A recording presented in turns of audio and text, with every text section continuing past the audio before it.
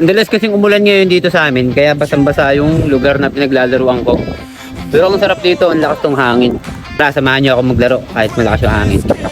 Actually, meron naman talaga ako slackline sa loob ng bahay ko. Pero mas gusto ko dito naglalaro sa labas. Kasi nga, sarap ng hangin dito, mas napipil ko talaga yung nature pagka ganitong medyo maambun-ambun pa nga. Tara, samahan nyo ako.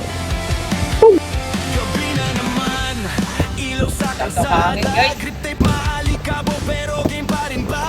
Slackline sa hangin, parang walang gravity. Balance board umiikot, walang anxiety. Tuhod may gasgas pero tuloy ang biyahe.